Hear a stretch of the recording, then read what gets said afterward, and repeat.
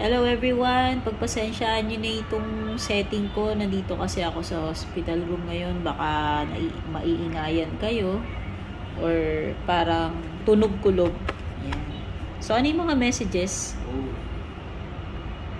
Ano yung mga messages na para sa inyo? Wow, Wheel of Fortune. Expect mo na may changes ngayong araw na to.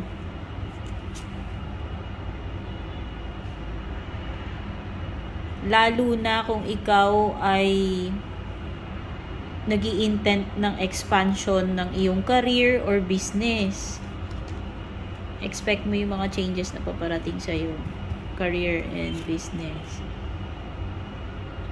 Wow! Pwedeng ma-promote yung iba sa inyo. You have the Emperor card. Pwedeng ikaw ay Aries. Or baka may nakaka-deal kayo na Aries person right now.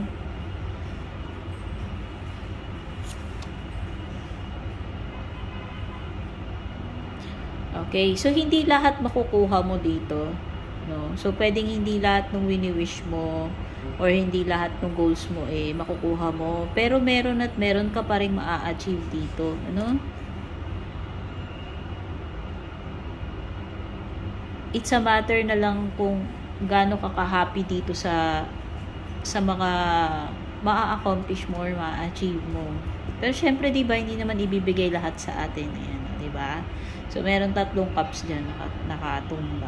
Pero may 2 na nakatayo. Diba? Yun yung mga ma-achieve mo rito. No? So, sabihin na natin, mas lamang yung mga hindi mo na-accomplish. Pero meron ka pa rin na-accomplish. Oh, magiging happy kayo with your family. Yan, lalong-lalo na kung kayo ay may mga anak na. So, pwedeng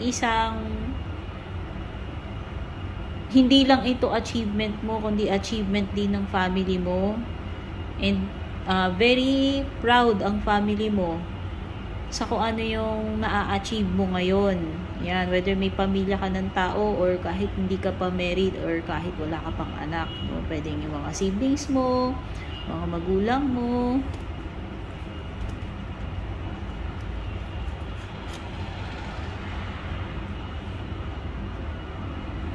Beware ka lang na parang masasangkot ka sa mga bagay na illegal, ha? So, ayan, yung mga diskarte na mabilis na magkapera, iwasan mo yung mga ganyan kasi masisira ka dyan, no? Baka masira itong lahat ng pinaghirapan mo or reputation mo kung masasangkot ka sa mga ganyan. Okay?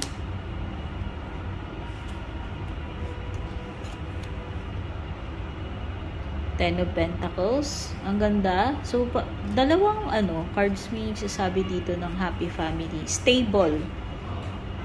So, nakikita ko dito is one big happy family in the future na masesecure mo yung kabuhayan ninyo. Ayan. Makakapagpundar ka ng bahay na malaki, or kung hindi man malamansyon or malaki yung bahay mo, is magiging kontento at masaya kayong buong pamilya at hindi naman hirap yung pamumuhay ninyo. Ganda ng cards. Meron ka rin King of Swords dito. Person of authority itong nafe-feel ko. May 2 hindi, isang king lang. Okay, so kanina may Aries energy. So, pwedeng iiba naman sa inyo air signs. Gemini, Libra, Aquarius, or may nakakadid kayong Gemini, Libra, Aquarius. Ang nakikita ko dito, you'll be in such a good position na yung mga tao, hinahangaan ka nila and naniniwala sila sa iyo, no? Yung sa skills mo and sa judgment mo, kasi alam nila na ikaw ay wise and experienced, no? So ayan, so siguro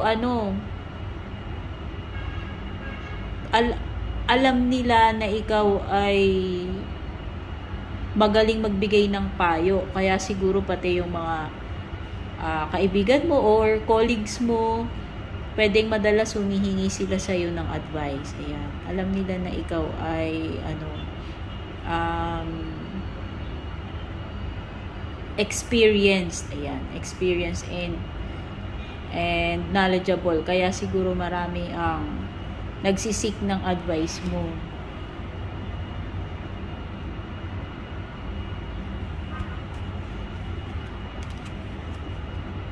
Star card. O, pwedeng may Aquarian nga dito. O, diba sabi ko may air sign, Gemini, Libra, Aquarius. Okay?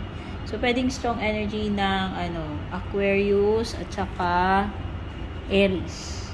Diba? Sabi ko nga parang may promotion dito kanina.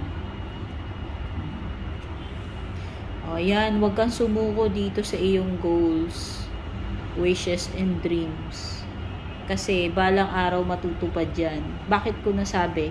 Nakita ko kasi dito Nakita ko dito yung pagiging happy ng family mo, yung achievements mo, yung legacy na ipapamana mo sa mga anak mo.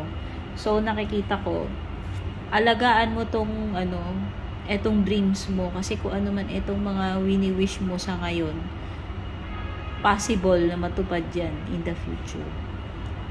Okay? So, sana nagustuhan nyo itong reading na to.